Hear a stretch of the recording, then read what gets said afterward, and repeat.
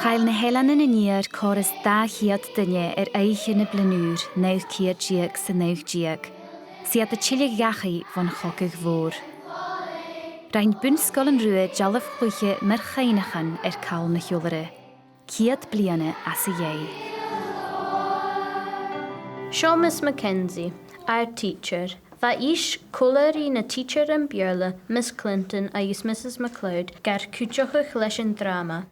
Rhain sin son Choimhearsnachd in jalaf chlwyche, da uur, agus sa'n lech o masse fae, geinig het gein, golch yn lauter, agus in jalaf chlwyach in gianu yn aard oevers, fashion, giroch, meer van jou. Seo gyfalister, sé éisian an talent a scríban script dhéanúla.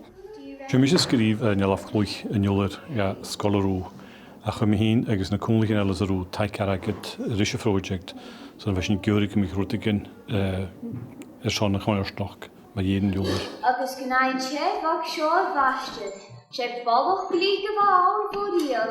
Gad yn airyn yn hwyl ag iechyd yn iein. Bríon Catriona raing múna cáirtin agus na cialan etar na seola dar na bhéirin júlare.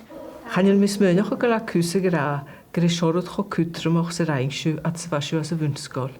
Is Mr. Alistair McCludge, sé Alec Bata a Canasi at Road. Grisort! Had daar maar de samen hal de ship slut, Grisort!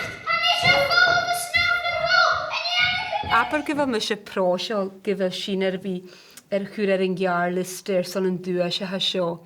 Gobrich sinne, lenne klasig yn bierder, agus chwr sin doi yn jalach chwyach yn myenw hiwlore. Ciad blion yrd mar chainachan dre cael na hiwlore. Seo acu Marisa, hánig isteach gach lá na teacher hain son an drama agi na hort gebúl, was sin gléhainkel. The island was fallen and... Va mishe gyma prosol as y chwlw dyniagu agus choma sy'r ainsw. Va Choimhearsnachd fad prosol as y chwlw hyn mac agu. Rhan siw giroch mier ffalioch.